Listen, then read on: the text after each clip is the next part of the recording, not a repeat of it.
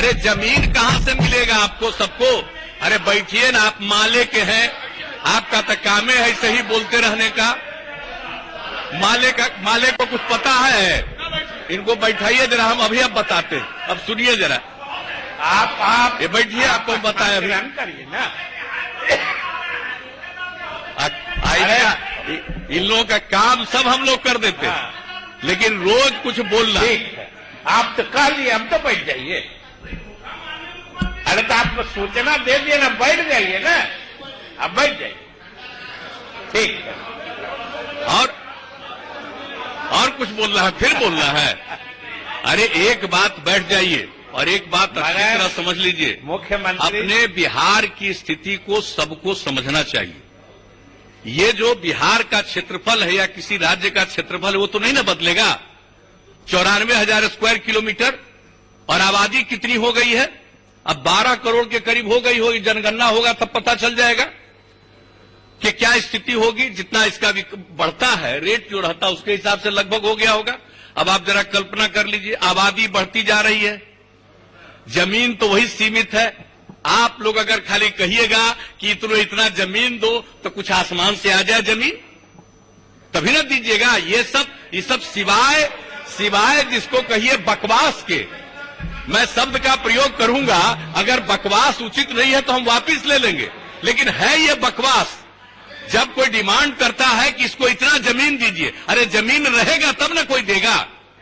जमीन है ही नहीं इस बिहार में, तो इसीलिए तो कह रहे हैं हम लोग कि पैसा देंगे कि वो जमीन खरीद ले। आप कहां से जमीन लाइएगा?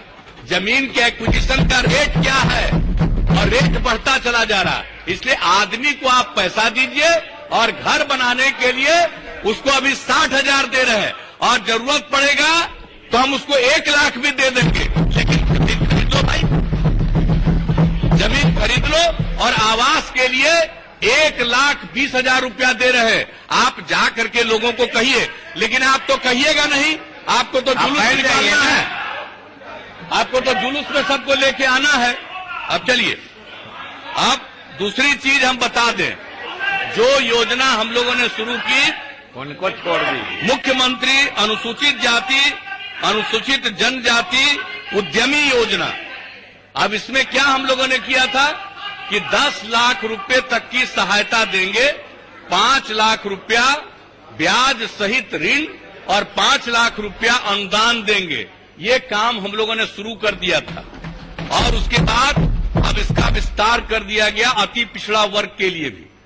अति पिछड़े वर्ग के लिए भी इसका विस्तार कर दिया गया, और अब इसका नामकरण हो गया मुख्यमंत्री अनुसूचित जाति अनुसूचित जनजाति एवं अति पिछड़ा वर्ग उद्यमी योजना के रूप में। अब सोच लीजिए, और ये तो 10 लाख तक का मदद की बात हुई, 5 लाख का अनुदान और 5 लाख ब्याज रहित ऋण। और ऋण जो ब्याज रहित है, 3 खंड में पैसा उनको मिलता है। 3 खंड में पैसा मिल जाएगा। जब पूरा पैसा मिल जाएगा, काम शुरू कर दिया, तो उसके 1 साल के बाद जो ब्याज रहित ऋण है उसको 84 खंड में किस्तों में लौटाएंगे। वर्षों वर्षों तक वो अवसर दिया गया। तो जरा जान लीजिए, जो ऋण भी दिया गया है ब्याज रहित, वह भी एक प्रकार की सहायता है। कहीं दूसरी जगह से इस तरह का किसी को ऋण मिल सकता है जो ब्याज रहित हो और इतना समय उसको दिया जाता है? यानी कम से कम समझ लीजिए तुम 10 वर्ष मिनिमम। तो ये मामूली बात नहीं है, और उसका विस्तार अब अति पिछड़ा वर्ग के लिए कर दिया गया। इसलिए हर चीज के मामले में हम लोगों ने ये काम करना शुरू कर दिया है। और कोई भी क्षेत्र में जिस चीज के बारे में हम लोगों ने जो बात किया है, न्याय के साथ विकास का, उसको याद रखते हैं। अब सामाजिक विकास के बारे में जरा जान लीजिए। वृद्धजन पेंशन योजना शुरू किया ना। अब वृद्धजन पेंशन योजना यानी किसी की जो भी आमदनी रहे, जो बचे हुए लोग हैं, 60 वर्ष उनकी आयु हो गई हो, स्त्री या पुरुष की, उनको राज्य सरकार पेंशन देगा। हम लोगों को जो उम्मीद थी कि कोई ये लगता है 25-26 लाख, लेकिन कुल आवेदन मिला 19 लाख। अब तक 19 लाख आवेदन प्राप्त हुए। नहीं, जिनकी इच्छा बहुत लोगों के लिए उपलब्ध है, लेकिन इच्छा नहीं होगी, तो 19 लाख आवेदन हुआ, जिसमें 14,21,000 लाभुकों को स्वीकृति प्रदान कर भुगतान कर दिया गया। 2,10,000 आवेदकों को एक सप्ताह में स्वीकृति प्रदान कर दी जाएगी। शेष लगभग 2,70,000 की स्वीकृति की प्रक्रिया की जा रही है। अब जरा जान लीजिए। और कई जगहों पर यह होता है, जो बायोमेट्रिक सत्यापन की बात है, जिसमें उंगली का लोग लेते हैं, अब उसमें बहुत लोगों को है कि उसकी उम्र हो जाने के बाद वो मिल नहीं पाता है, इसलिए उनको ये अवसर नहीं मिलता। इसलिए हम लोगों ने निर्णय ले लिया कि उसकी कोई आवश्यकता नहीं। बायोमेट्रिक सत्यापन में कतिपय मामलों में सफल नहीं हो सकने की स्थिति में प्रखंड स्तर पर भौतिक सत्यापन की सुविधा भी दी जाएगी। फिजिकली मौजूद रहेंगे। वही सत्यापन हो गया कि इन्हीं को मिलना है। अब उसकी जरूरत बायोमेट्रिक सत्यापन की आवश्यकता नहीं रहेगी। और स्वीकृति की स्थिति अथवा पुराने पेंशनधारियों के पेंशन भुगतान की सही जानकारी हेतु अब प्रखंड स्तर पर जो लोक सेवा केंद्र है उसमें एक हेल्प डेस्क की व्यवस्था प्रारंभ की जा रही है। किसी को कोई समस्या हो, वो जो लोक सेवा केंद्र है प्रखंड के स्तर पर, वहां पर हेल्प डेस्क होगा। अब किसी को कोई कठिनाई नहीं। जिनको मिल रहा है उसको अगर किसी तरह की दिक्कत होगी वहां पहुंच जाएंगे, कोई दिक्कत नहीं। हर तरह से ये सुविधा हम लोग कर रहे हैं। तो एक एक चीज है। अब स्वास्थ्य के बारे में अब जरा जान लीजिए कि स्वास्थ्य के बारे में कितना काम हुआ है जी। लोग तो ऐसे ही वहां आ रहे हैं चमकी बुखार पर, तो पूरी बात बता देंगे, मेरा फर्ज है। पिछले साल इस पर डिबेट हुआ और वैसे ही था बजट का। हम लोगों ने तुरंत कहा कि स्वीकार कीजिए और उस पर बहस हुई। उसके बाद जो काम किए, मेरा कर्तव्य बनता है ना कि हम जानकारी सदन को जरूर दे दें। शिक्षा जब इस पर बहस होगी स्वास्थ्य विभाग पर, वो तो और विस्तार से बताएंगे, लेकिन सीमित रूप में कुछ जरूरी चीजों के बारे में बता देना जरूरी है। सिर्फ हम एक आपको बता देना चाहते हैं कि किस तरह से हम लोगों ने स्वास्थ्य के क्षेत्र में काम करना शुरू किया।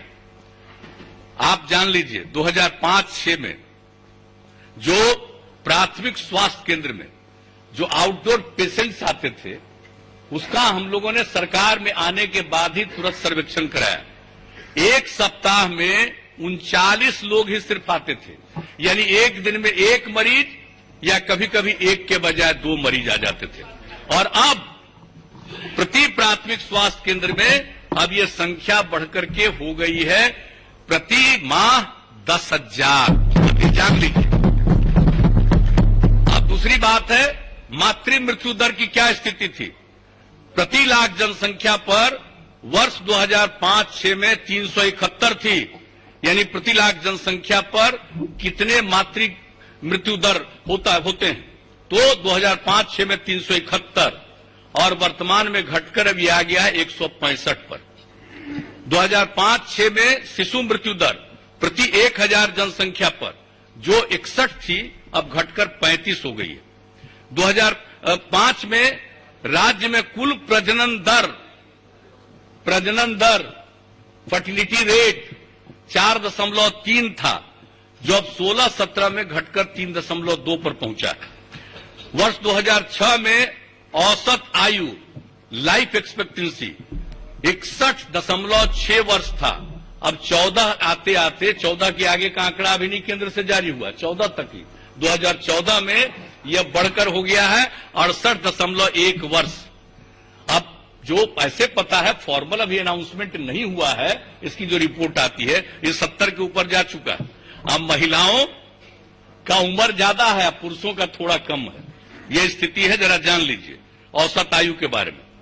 अनियमित टीकाकरण जरा जान लीजिए, 2006 तक नियमित टीकाकरण मात्र 18% था और अब बढ़कर हो गया है 86%। हम लोग का लक्ष्य है कि संपूर्ण टीकाकरण कराएंगे और टीकाकरण के क्षेत्र में बिहार टॉप 5 स्टेट में रहेगा, हम लोग का लक्ष्य है और उस पर काम हो रहा है।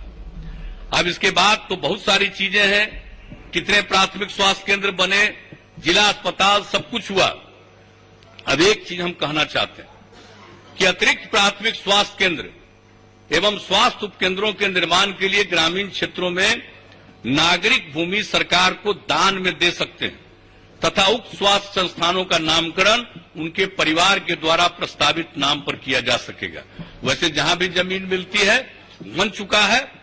आप समझ लीजिए कुल स्वीकृत 2772 अतिरिक्त प्राथमिक स्वास्थ्य केंद्रों में 1399 कार्यरत है। 153 का निर्माण 2021 तक पूर्ण कर लिया जाएगा तथा